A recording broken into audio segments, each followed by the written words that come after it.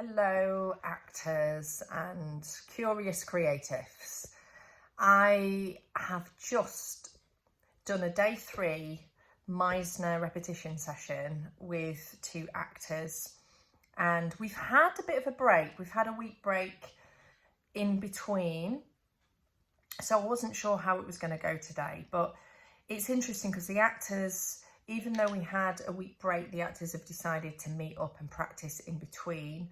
And as we know, practice makes progress in most forms, and this is certainly the case for learning anything new, especially the repetition exercise. If when you're new and you're learning something, term by term, you've got to keep up the practice in between the classes, really, where you can. To really embed that learning so you don't forget and you're not starting from scratch each time, because often if we don't practice, we're going back to the roots of the foundation of the technique to remind ourselves, because they're the most important lessons. I was going to say listens, they're the most important lessons, but it is about listening. It's training listening, it's training attention.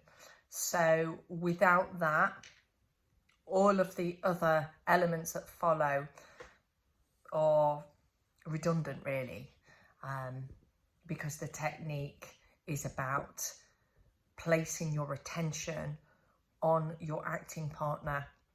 It's about really listening and responding based on what your other acting partner says and does to you in that moment.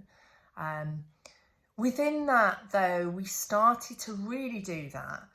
And it doesn't really matter, to be honest, what is said in the early days of repetition, what you actually say, if you call each moment, if you call each change, as long as you are really connected and moved by what is going on in your acting partner. That is what makes really interesting acting. And essentially that's whilst repetition is not acting in itself, it's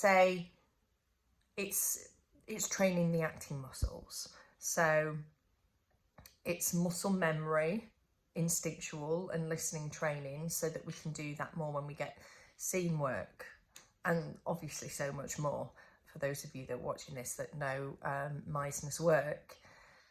But what we were looking at today is our own awareness in our own life constructed characters, because we all have them. And it's really important to allow that to be part of the whole repetition process. Whether I'm not saying analyze it, don't analyze yourself in the moment, and don't be on the back foot of what I'm doing when I'm repeating, because that's you not with your attention on your partner. But outside of the classes, allow time and space to journal and to reflect what you are noticing. What are the patterns that are happening in your repetition? I just explained to my students that when I was training, I noticed that I always had a very defensive reaction to working with a very pretty girl. And I think I wasn't as aware when I was training as I have become through like the practice and then coaching and then also becoming a mum and the life changes. But it was sitting with it and reflecting afterwards and just exposing myself to working with pretty women more, that I was able to kind of work through that, really, and just find a love and a peace. And then what you will find, you might work through one vulnerable area with a certain type of person, and then you find a different difficulty with a different type of person. And it's just becoming very super aware.